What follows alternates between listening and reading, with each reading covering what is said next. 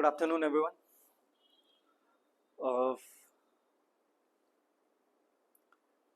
Today we are back with our daily newspaper analysis.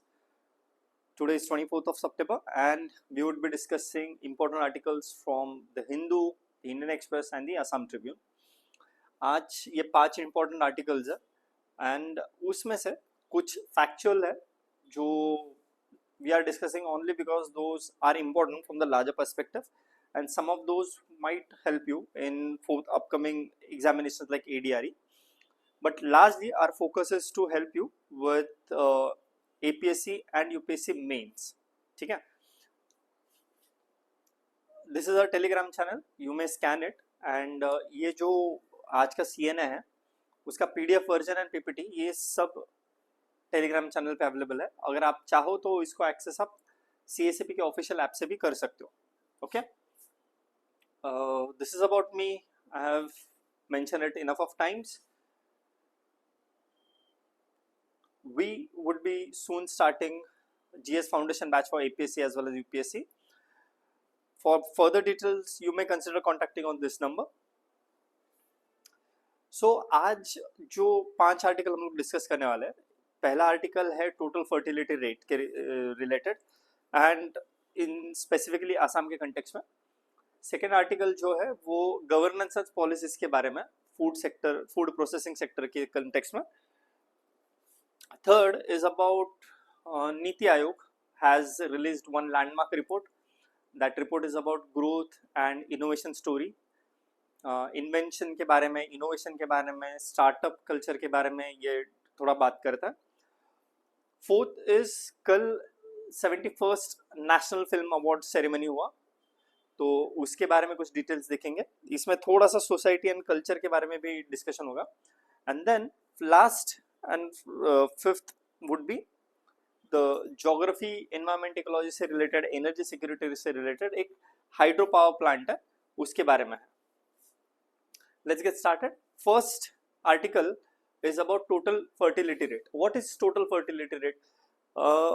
Simple भाषा में अगर कहा जाए कि ये एक reproduction rate है, ठीक है. So एक particular female जो उसके अपने रिप्रोडक्टिव एज में वो कितने बच्चों को जन्म दे सकती है, इसका एक कैलकुलेशन का एक मैट्रिक्स होता है, उसे कहा जाता है total fertility rate. Replacement fertility rate एक नंबर है जो है 2.1. I am writing it here. Replacement fertility rate, do not confuse it with TFR. TFR वो होता है, just give me a second. TFR is total fertility rate कि अब इस मूवमेंट पे या पिछले कुछ महीनों में या कुछ सालों में एवरेज कितने बच्चे fertile women during the reproductive age वो जन्म दे रही है, कितने बच्चों को. सो वो TFR होता है. रिप्लेसमेंट फर्टिलिटी रेट जो होता है, जिसे हम RFR भी कह सकते हैं, वो होता है 2.1, है ना. अगर कोई भी लेडी 2.1 नंबर ऑफ बच्चों को जन्म देती है तो it is considered as the replacement. मतलब जितना पॉपुलेशन है उतना ही मेंटेन रहेगा, ना वो बढ़ेगा ना वो घटेगा, है ना. अब आप सोचोगे यार ये 0.1 बच्चों को पैदा करना क्या होता है ना. सो ये 0.1 सिर्फ नंबर है, इसका सिर्फ ये 0.1 इसलिए रखा गया है, ये 2.0 इसलिए नहीं है क्योंकि not all children who are getting born, जो हर कोई जो बच्चा जो जन्म लेता है वो नेसेसरी नहीं कि वो सरवाइव करे, है ना. कुछ नियोनेटल मॉर्टेलिटी हो जाती है, कुछ इन्फेंट मॉर्टेलिटी हो जाती है, कुछ ऐसे भी बच्चे होते हैं कि जो बाद में बड़े होकर शायद वो खुद बच्चे ना पैदा करना चाहे, they might want to remain childless, है ना. तो इन सारे फैक्टर्स को कंसिडर करते हुए total fertility rate and replacement fertility rate ये अलग अलग है. तो रिप्लेसमेंट फर्टिलिटी रेट RFR जो है वो 2.1 है, ठीक है. Do not get confuse with replacement fertility rate. ये 2.1 पूरी दुनिया में कॉमन है. It is irrespective of the nation, religion और इकोनॉमिक क्लास या ग्लोबल. जो रिप्लेसमेंट फर्टिलिटी रेट है वो 2.1 है, ठीक है. कई बार हम लोग TFR को रिप्लेसमेंट रेट से कंफ्यूज कर लेते हैं, इसलिए मैंने ये डिस्कस किया आपसे. सो हुआ क्या है, why are we discussing this topic. The reason why we are discussing it कि अब तक जो इंडिया का डेमोग्राफिक डिविडेंड था, जिसको हम कह रहे थे, जो अभी भी है, अब तक हमारा यंग नेशन है, बट फ्यूचर में शायद यंग नेशन ना रहे, क्योंकि जो बर्थ रेट है दैट इज डिक्लाइनिंग। ठीक है, तो वो क्या है, असम के केस में कितना कम हुआ है, उसमें वेरिएशन क्या क्या है कि अर्बन एरियाज में क्या कितना फर्टिलिटी रेट है, रूरल एरियाज में कितना है, एजुकेटेड विमेन में कितना है, अनएजुकेटेड विमेन में कितना है। अगर एजुकेटेड विमेन है तो उनका एजुकेशन लेवल एंड उनका फर्टिलिटी रेट के बीच में क्या कोरिलेशन है, ये इसके बारे में जो रिपोर्ट सामने आया है उसके बारे में ये आर्टिकल डिस्कस करता है। ठीक है, सो what article says कि Assam has witnessed a significant decline, not just decline, a significant decline in TFR, total fertility, which has reached to 2.0 from 2.2 in 2018। मतलब जो 2018 में 2.2 था वो अब कम होके it has become 2.0। ठीक है, ये जो रिपोर्ट आया है इसमें कुछ की फाइंडिंग्स है। वो की फाइंडिंग्स क्या है, वो है कि जो आसाम का ओवरऑल टीएफआर है, टोटल फर्टिलिटी रेट, जो 2018 में 2.2 था, 2020 से 22 के बीच में ये रिप्लेसमेंट लेवल पर था, 2.1 पर था, लेकिन 2023 में it has reduced to 2.0, it has fallen below the replacement fertility rate. इसमें भी रूरल एंड अर्बन सेटिंग में वेरिएशन दिखाई दिया है। दी रूरल सेटिंग में अभी भी टीएफआर अच्छा है। टीएफआर रूरल सेटिंग में 2018 में 2.4 था, जो 2023 में रिसेंट में भी 2.1 तक है, रिप्लेसमेंट लेवल पर मेंटेन्ड है। लेकिन जो अर्बन रीजन्स है वहां पे 2018 में ऑलरेडी 1.6 था, अब वो सीधा उतर के 1.3 तक आ गया। It is far below the replacement fertility rate in urban centres. ठीक है, इसको थोड़ा सा आसाम का जो टीएफआर है उसको नेशनल फर्टिलिटी रेट से या डिफरेंट स्टेट के फर्टिलिटी रेट से कंपेयर करके देखते हैं, so that we get the idea where does it actually stand. ठीक है, जो इंडिया का नेशनल टीएफआर है एवरेज वो है 1.9, रूरल एरियाज में वो 2.1 अभी भी है, और अर्बन एरियाज में इट हैज रिड्यूस्ड टू 1.5। ठीक है, सो एट कंट्री लेवल दी रिप्लेसमेंट फर्टिलिटी रेट के आसपास भी अर्बन एरिया नहीं है। ठीक है, the number of children born in urban areas to a fertile women have reduced। सबसे ज्यादा टीएफआर जो है वो दिखाई देता है बिहार में विच इज 2.8, एंड सबसे लोएस्ट जो है वो दिल्ली में which is 1.2। Most of the states are below TFR. Replacement level जो है, मतलब several states are well below, example Tamil Nadu हो गया, वेस्ट बंगाल है, केरला है, महाराष्ट्र है, etcetera. So if you see कि जो डेवलप्ड स्टेट है वो टीएफआर रिप्लेसमेंट लेवल के नीचे है ना। आसाम का जो टीएफआर है 2.0, it is slightly below replacement, slightly है लेकिन बिलो रिप्लेसमेंट लेवल है। Now the report has seen the clear linkage between the education and the TFR. Report क्या दिखा रहा है कि जो इलिटरेट विमेन है, the women which are illiterate, those who have not taken any education, उनके बीच में total fertility rate is 2.7, way above replacement level। जिन्होंने सिर्फ प्राइमरी लेवल का एजुकेशन लिया हुआ उनके बीच 2.2 to 2.3 है। जिन्होंने मिडिल लेवल का मतलब अप टू क्लास 12th तक का लिया हुआ है उनके बीच में 2.1 है, and those who have studied beyond class 12 and graduate उनके बीच में TFR is 1.7।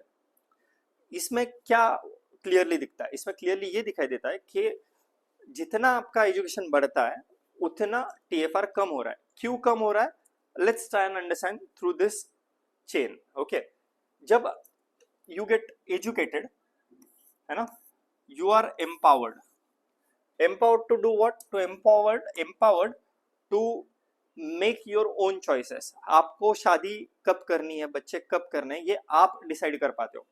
With empowerment, with economic empowerment and academic empowerment, you can delay, that leads to delayed marriages and making informed decisions, making informed choices. ठीक है. Also awareness about the reproductive rights, bodily autonomy leads to reduced TFR. ये सब की वजह से आपका TFR कम हो जाता है, और जितना कम TFR होगा उतनी फैमिली छोटी होगी, जितना छोटा फैमिली होगा उतना ज्यादा आप इन्वेस्ट कर पाओगे ह्यूमन कैपिटल पे, एंड जितना ज्यादा ह्यूमन कैपिटल पे इन्वेस्ट करोगे उतना आपका एजुकेशन बेटर होगा. So it is positive linked cycle. Better educated women can make better informed choices and invest more in not the number of offsprings but the human capital upliftment of whatever child or whatever number of children they have. ठीक है. So what have we understood is higher education is strongly correlated with the lower fertility.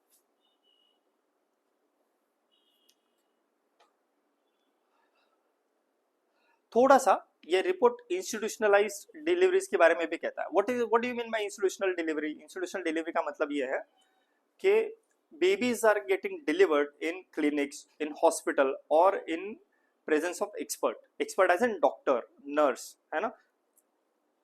पुराने जमाने में आज भी कई कई जगहों पे बेबीज घर में डिलीवर किए जाते हैं. कोई आई आती है, कोई दाई आती है, जो बड़ी बुजुर्ग औरतें होती है, दे कम और वो बच्चों को डिलीवर करती है. तो वो जो डिलीवरीज है जो घर में होती है उनको नॉन इंस्टीट्यूशनल डिलीवरीज कहता है. जो हॉस्पिटल में, जो क्लिनिक में, जो डॉक्टर के प्रेजेंस में, जो नर्स के प्रेजेंस में होता है, those are called institutionalised delivery.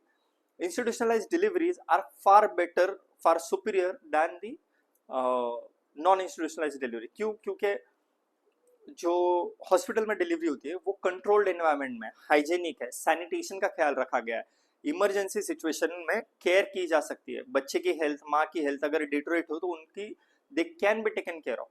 Whereas अगर वही आप घर पे या नॉन इंस्टीट्यूशनल फॉर्मेट में डिलीवरी करते हो तो माँ और बच्चा दोनों वल्नरेबल है. ना तो वहाँ पे हाइजीन है, ना सैनिटेशन है, they are expose to different types of infection. और अगर खुदा ना खास्ता कुछ बुरा हो गया, if there is an emergency, तो उस इमरजेंसी में they can not be taken care of as well as they could have been taken care of in institutionalized setting, है ना. So institutionalized deliveries are very important. तो institutional deliveries, Assam का data क्या कहता है about institutional deliveries? जो total institutional deliveries हुई है आसाम में, उसमें गवर्नमेंट इंस्टीट्यूशन में लगभग 85% हुई है और जो प्राइवेट इंस्टीट्यूशन है उसमें 8.3% हुई है. ठीक है. इसका मतलब क्या है? 85 प्लस 8 हो जाता है, मतलब लेट्स से कि 86 प्लस 8 जो हो जाता है दैट बिकम्स 94%. मतलब आज भी around 5% deliveries in Assam are happening not in institutional format. घर पे या अलग सोशल फॉर्मेट में उनकी डिलीवरीज होती है. जो गवर्नमेंट हॉस्पिटल में डिलीवरीज हो रही है उसमें प्रोपोर्शन क्या है? जो रूरल असम है वहां पे 87% एंड जो अर्बन असम है उसमें 73%. व्हाट इट इंप्लाइज कि अर्बन एरियाज में प्राइवेट हॉस्पिटल में डिलीवरीज का प्रोपोर्शन ज्यादा है compare to rural India. And the mean age of fertility in Assam is 28.8 years, meaning 28 साल, 28.28.8 मतलब अराउंड 29 साल की एज में women in Assam are considering और डिलीवरिंग बेबीज. कंसीव करने से लेकर डिलीवरी के बीच का जो एवरेज एज है वो अराउंड 28 साल की उम्र में असम में fertile women are delivering the babies. ठीक है. अब ये थोड़ा सा असम का इंडिकेटर्स देख लेता है.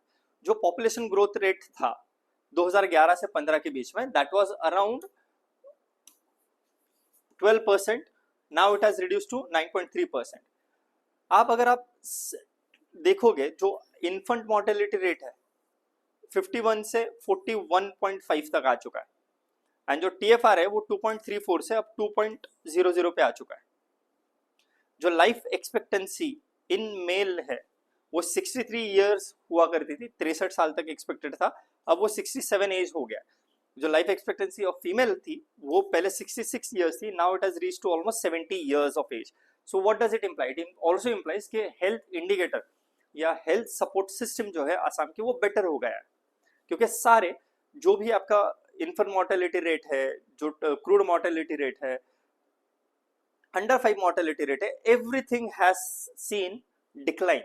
The trend in all the aspect reflects कि आसाम का health institutes, health mechanism has improved substantially. Let's try and see what is the analytical points that we get, है ना. ये जो TFR डिक्लाइनिंग TFR जो है आसाम का, that is showing के पॉपुलेशन स्टेबलाइजेशन की तरफ आसाम बढ़ रहा है ना. विमेन का एजुकेशन, विमेन का empowerment, awareness about the reproductive health and health care का एक्सेस, ये चीजें अब बेटर अवेलेबल है. लेकिन फिर भी like the numbers showed us, urban and rural में काफी डिस्पैरिटी है ना. प्राइवेट एंड गवर्नमेंट में भी काफी डिस्पैरिटी है. एजुकेशन से लिंक्ड फर्टिलिटी गैप्स जो है वो इंडिकेट करता है कि अनइवन प्रोग्रेस है, मतलब जिनको बहुत ज्यादा पॉपुलेशन है उनको अच्छा 12th प्लस ग्रेजुएशन के बाद ग्रेजुएशन तक का एजुकेशन नहीं मिल पा रहा है. जो असम का डेमोग्राफिक इंडिकेटर्स है, for example sex ratio at birth, वो नेशनल एवरेज से बेटर है ना. एंड इंस्टीट्यूशनल डिलीवरीज भी नेशनल एवरेज से बेटर है, लेकिन टीएफआर मार्जिनली कम है. इन सब का फ्यूचर पे किन किन चीजों के ऊपर इंप्लीकेशन हो सकता है? इन सब का इंप्लीकेशन होगा पॉपुलेशन की पॉलिसी के ऊपर, हेल्थ केयर का जो इंफ्रास्ट्रक्चर फ्यूचर में बिल्ड करना होगा उसके ऊपर, फिर विमेन्स के एम्पावरमेंट एंड जो गवर्नमेंट सोशियो इकोनॉमिक प्लानिंग करता है for the society for next 10 years, for 15 years, उसके ऊपर इसका इम्पैक्ट होगा. Okay, alright, let's try and solve this MCQ. Which of the following statements regarding Assam's fertility trends in 2023 are correct?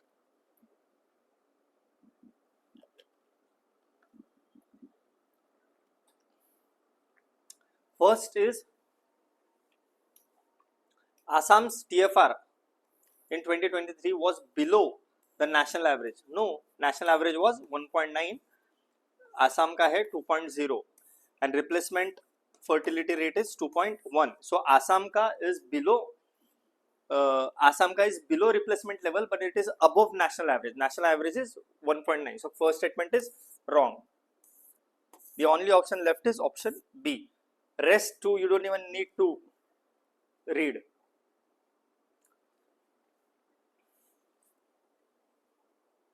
Okay. Next article is about World food India. ये क्या है? ये एक festival है जिसमें गवर्नमेंट ऑफ इंडिया अपने culture को, अपने फूड के कल्चर को ग्लोबली प्रेजेंट करती है. ये गांधी मंडप, ये जो दिल्ली में एस्टैब्लिश हुआ है, I think it's called Mandapam, राष्ट्रीय मंडपम, I'll confirm it. उसमें ये होता है. ये शायद चौथा एडिशन है. इस साल सऊदी अरेबिया एंड न्यूजीलैंड ये हमारे साथ को ऑप्ट कर रहे हैं.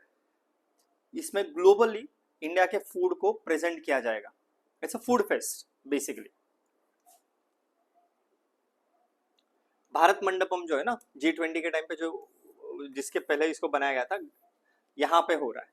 ठीक है, कौन कर रहा है? Ministry of Food Processing Industry. Ministry of Food Processing Industry is organizing the 4th edition of World Food India 2025, जो सितंबर के 25 से 28 तक होगा भारत मंडपम में, न्यू दिल्ली में. It is India's largest global food event. क्या करेगा इसमें? Investment, innovation and sustainability in food systems के बारे में ये प्रेजेंट करेगा. इसमें पार्टनर एंड फोकस कंट्री के partner countries are New Zealand and Saudi Arabia, whereas the countries which we are focusing upon are Japan, Russia, UAE and Vietnam. If you see, the focus area is very diverse, है ना. एक Asian country है, एक Eurasian country है, एक middle east की country है और एक साउथ ईस्ट की कंट्री है।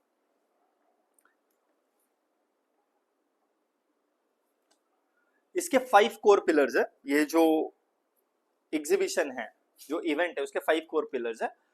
ये कोर पिलर सिर्फ समझ लीजिए, इसके ऊपर कई बार क्वेश्चन आता है, पर ये इसको याद रखने की जरूरत नहीं है। इसका एक थीम होता है, अगर उस थीम को आप आइडेंटिफाई कर लेते हो तो you don't need to remember any of it. क्या है ये? फर्स्ट इज सस्टेनेबिलिटी, फूड में sustainability and net zero food processing.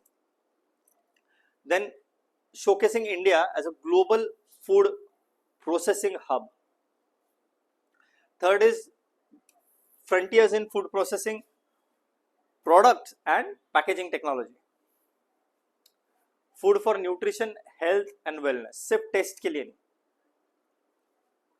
Then livestock and marine products, accelerating rural economy. ये कुछ 5 पिलर है। Livestock and marine product मतलब non vegetarian food के बारे में बात हो रही है यहाँ पर।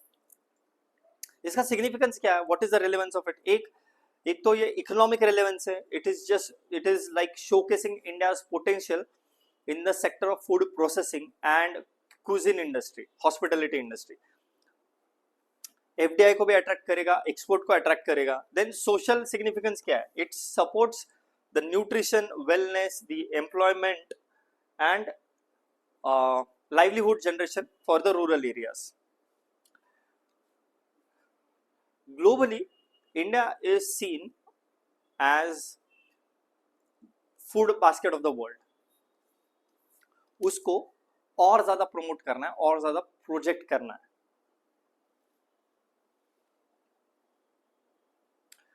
ये उसके ऊपर एमसीक्यू है। Which of the following are among the 5 core pillars of the World Food India?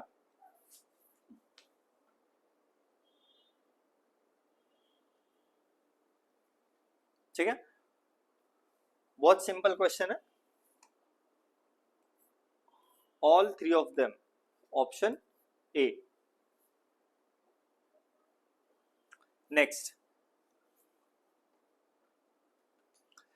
Next article is NITI Aayog का एक लैंडमार्क रिपोर्ट आया है। That report is about innovation in India. ठीक है, जो in last 10 years India has seen immense progress in the innovation ecosystem. incubation से लेकर, conception से लेकर, incubation से लेकर, scaling से लेकर, becoming a unicorn or becoming a world large conglomerate in terms of the innovation ecosystem that India has developed. इसके बारे में assessment देता है ये रिपोर्ट नीति आयोग का। ठीक है, what is the context? Like I said, Niti Aayog has released India's innovation journey and it has assessed the achievements, challenges and opportunities to position India as global innovation hub. The report captures India's science, technology and innovation, जिसको short form में STI ecosystem कहा जाता है, science, technology and innovation ecosystem. इस report में इसको assess किया गया, चैलेंजेस को स्टडी किया गया एंड ये भी देखा गया कि अपॉर्चुनिटीज क्या है for forward looking growth projectiles. Highlights क्या है? एक तो ये प्रोजेक्ट जो है ना, ये होलिस्टिक व्यू देता है ऑन इंडियाज इनोवेशन इकोसिस्टम। ठीक है, इसमें क्या क्या कवर किया गया? एक तो नेशन एंड स्टेट लेवल के इनिशिएटिव्स को कवर किया गया है, फिर industrial and grass root level को कवर किया है, then Atal innovation mission and startup community, startup ecosystem, इसको भी स्टडी किया गया है। जो एकेडमिया मतलब यूनिवर्सिटी, इंडस्ट्री एंड गवर्नमेंट का जो कोलैबोरेशन होता है, जो ट्रायंगल है एकेडमिक, इंडस्ट्री एंड गवर्नमेंट, इसका ट्रायंगल को भी कवर किया है। और जो ग्लोबल इनोवेशन रैंकिंग होती है वर्ल्ड ओवर, उसमें इंडिया का परफॉर्मेंस कैसा रहा है, even that these are studied in this report. This report has given certain key messages, that is, first is in India the innovation is pervasive. That means it is not limited to only high tech sector. जो high tech वाला जो region है सिर्फ उससे related नहीं है, but it is inclusive of the grassroots solution, जिसको हम जुगाड़ भी कह सकते हैं, जो local level पे काम करता है ना. The system in India supports the inclusive, scalable and context driven innovation. Youth, talent and entrepreneurship, ये तीनों भी इंडिया के इनोवेशन जर्नी के लिए सेंट्रल पिलर्स है. जो ग्लोबल इंटीग्रेशन है of India's innovation ecosystem is necessary for market competitiveness. ये सब कुछ हाईलाइट किया है इस रिपोर्ट ने. इन्होंने एक फॉरवर्ड लुकिंग मैप दिया, like how to proceed further, है ना. अलग अलग स्टेट्स में अलग अलग मॉडल सक्सेसफुल रहे, उनको जो सक्सेसफुल मॉडल्स है दो should be replicated, should be utilised in all the states. Then जो डीप टेक्नोलॉजी है, डीप टेक्नोलॉजी इनोवेशन है, उसको फोस्टर करना जरूरी है. सिर्फ शैलो टेक्नोलॉजिकल इनोवेशन से कोई मतलब नहीं, because they appear like they are copy pasted और copied version of something that is happening world over, है ना. जैसे कि अगर कहीं उबर चल रहा है तो हमने ओला ला दिया, कहीं अगर Amazon चल रहा है तो हमने फ्लिपकार्ट ला दिया, है ना. ये जो ये कॉपीड है, these are not deep innovative systems. Then strengthen knowledge creation and research infrastructure, global collaboration and integration, then build innovation capacity at the state level and at the institutional level. अब state level मतलब हर state में होना चाहिए. Institutional level का क्या है? Institutional का मतलब है कि जो भी यूनिवर्सिटीज है, जो भी एकेडमिक सेंटर्स है, जो भी इंक्यूबेशन सेंटर्स है, उनकी भी कैपेसिटी को बिल्डअप करना है. Let's try and solve this MCQ. Which of the following are highlighted in Niti Aayog's report Pathways to Progress?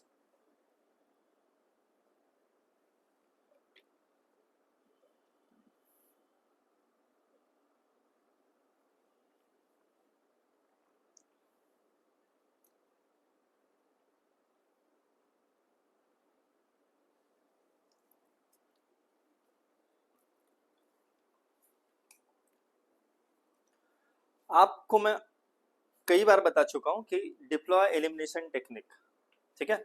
आप देखिए, establishing India as a global defence manufacturing hub, defence के बारे में बात हुई थी क्या? So third statement is wrong. The only correct answer possible is 1, 2 and 4, that is option B. ये जो आर्टिकल है 71st नेशनल फिल्म अवार्ड्स, ये सिर्फ इंफॉर्मेशन के लिए, इससे बहुत ज़्यादा कुछ क्वेश्चंस आने की संभावना नहीं है, लेकिन हम इसको डिस्कस कर रहे हैं क्योंकि ये विज्ञान भवन में प्रेसिडेंट जी के द्वारा दिया जाता है अवार्ड. इसमें कुछ एनालिटिकल पॉइंट्स होते हैं जो ज़रूरी है, which can come handy as a fodder points when you are writing mains answer और when you are writing the answers of the ethics, है ना. क्या हुआ है, एक ओवरव्यू दे देता हूँ कि राष्ट्रपति जी ने 71st नेशनल फिल्म अवार्ड्स को डिस्ट्रीब्यूट किया. Why the films are given और recognised at the national level, उसके पीछे कई वजह है. एक,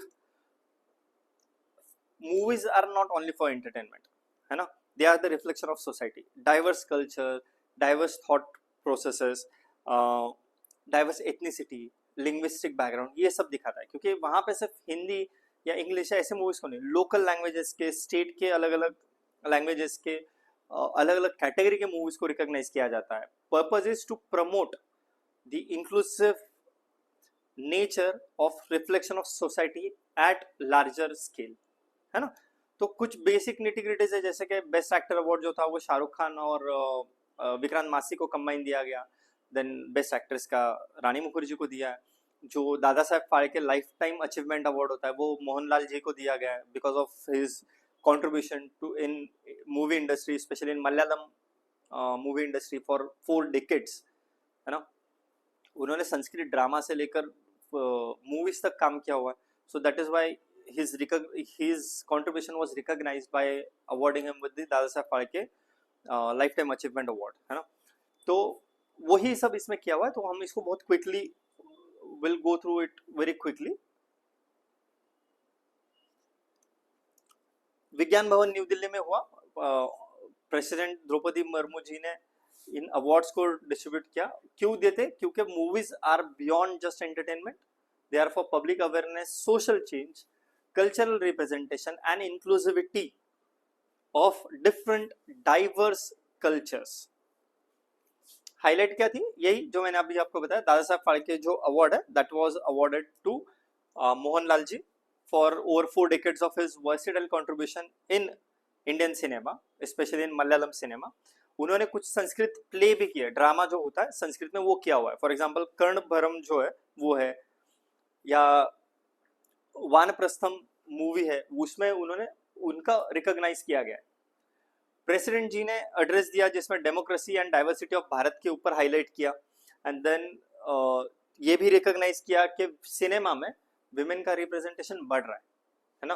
एंड देन विमेन को on screen as well as off screen, मतलब as an actor, actresses, as a singer, along with the crew which is behind the camera और behind the curtains, उसमें भी विमेन का रिप्रेजेंटेशन बढ़ रहा है. Also जो चाइल्ड आर्टिस्ट है, जो एनवायरमेंटल थीम्स है, उनको भी मैडम ने अप्रिशिएट किया है. Like I said, best actor Shahrukh Khan, Vikrant मासी. Then best actress Rani Mukherjee. Best feature film was 12th Fail. Best non-feature film was Flowering Man. Then documentary was God, Vulture and Human. Best AVGC film, है ना, that was Hanuman. And best short film was Gidh, the Scavenger. जैसे मैंने अभी आपको बताया कि ये environmental theme को highlight किया गया है. So Flowering Man, god, vulture and human and गिद द स्कैवेंजर, ये तीनों भी नेचर को इंटीग्रेट करते हुए बताता है. गवर्नमेंट ने क्या क्या इनिशिएटिव लिया है? जो they have launch the international institute of cinema and technology, IICT, Mumbai में. फिर promotion of indigenous film equipment. Then policies to strengthen the live concert economy. Model state cinema regulation rules in preparation है, अभी तक वो final नहीं हुआ है, they are under the preparation. And vision aligned with the Vikasit Bharat 2047 and creators economy. एक quick MCQ है, ये आप खुद सॉल्व कर सकते हैं. क्वेश्चन भी बहुत सिंपल है एंड टॉपिक भी बहुत सिंपल था, तो let's not invest time here. I would expect you to answer this question. ये थोड़ा ज्यादा इंपॉर्टेंट आर्टिकल है. The article is about hydroelectric power plant. इसका नाम है ओजू हाइडल प्रोजेक्ट. ये अरुणाचल प्रदेश में है, सुबनसिरी रिवर के पास में है. ये तीनों एस्पेक्ट को कवर करता है. It covers ecology, environment and energy aspect of it. ठीक है. ये एक रेडी नाम का विलेज है इन अपर सुबनसिरी डिस्ट्रिक्ट, अरुणाचल में. ठीक है. यहाँ पे ये प्रोजेक्ट को ग्रीन सिग्नल मिल गया, उसके बैकग्राउंड में this article is being discussed. एक यूनियन मिनिस्ट्री जो है, ministry of forest, environment, forest and climate change, उनका एक एक्सपर्ट अप्रेजल कमेटी होता है, जो ऐसे जो एनवायरमेंटल प्रोजेक्ट है जिनका इम्पैक्ट बहुत डीप हो सकता है इकोसिस्टम के ऊपर, नेचर के ऊपर, उनको स्टडी करके उनको एक्सेप्ट या रिजेक्ट करती है. उनका अप्रेजल एक्सेप्ट करती है या रिजेक्ट करती है.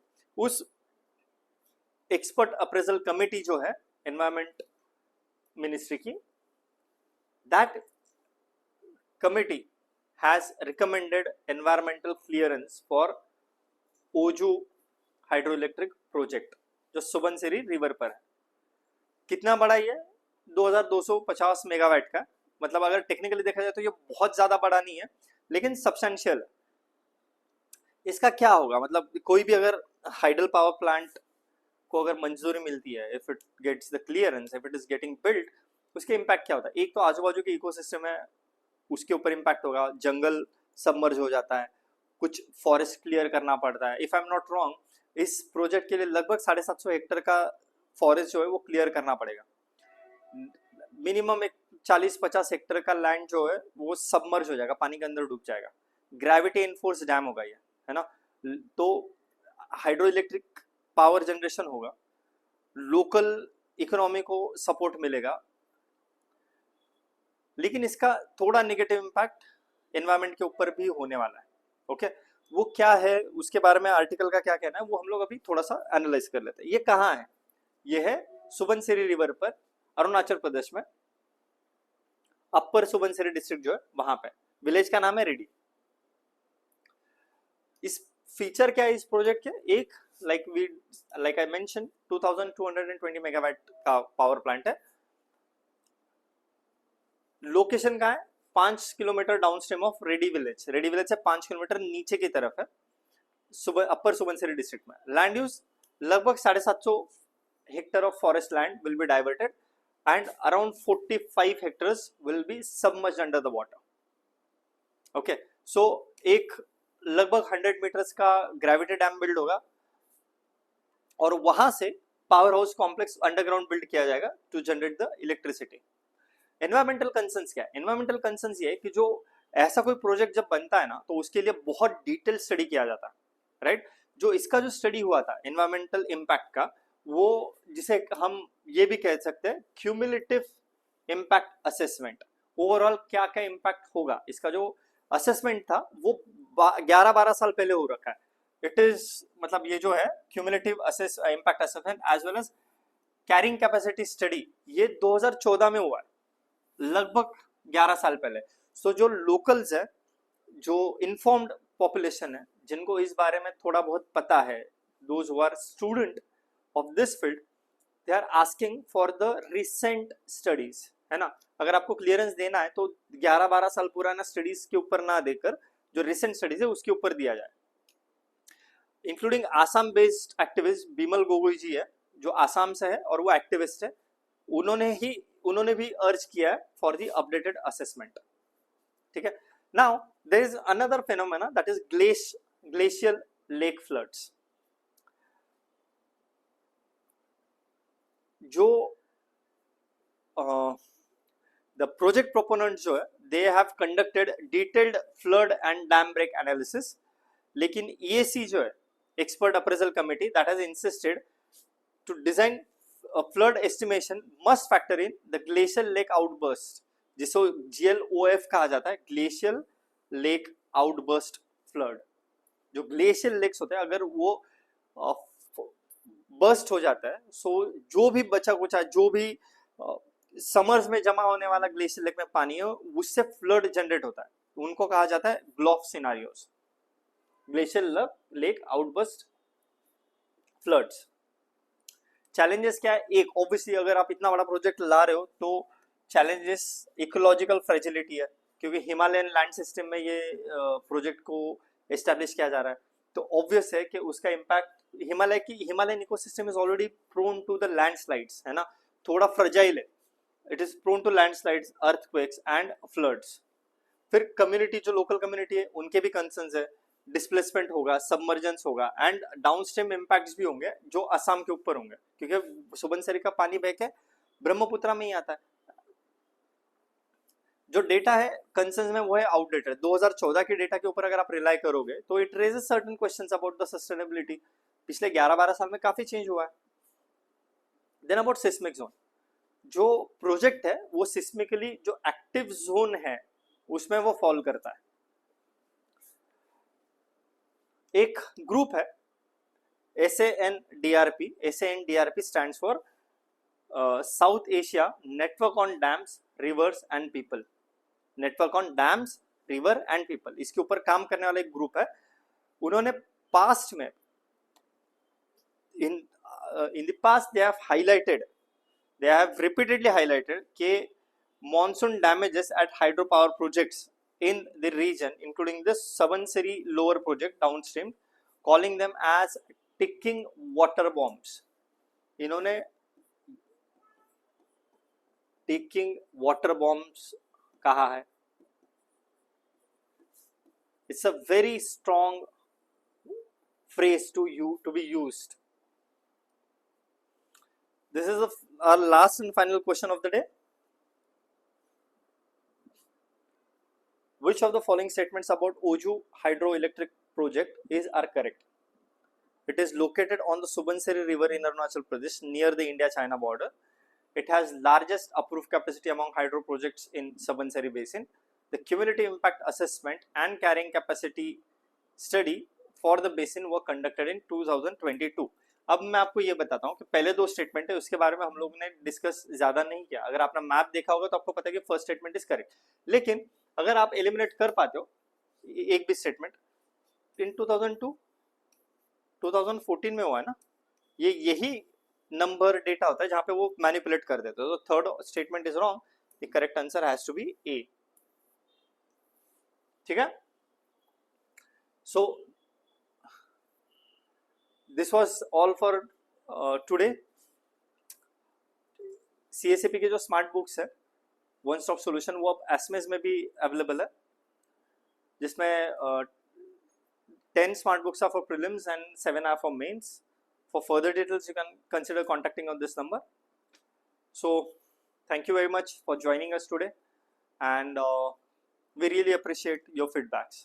अगर आपको कोई डाउट है तो प्लीज़ कमेंट सेक्शन में कहिए, या आप you may consider contacting me personally or contacting any of the numbers mentioned here. आपके पास कुछ सजेशंस है कि इसमें चेंज किया जा सकता है या इसमें यहाँ इम्प्रूवमेंट का scope, please do let us know. Okay. Thank you so much.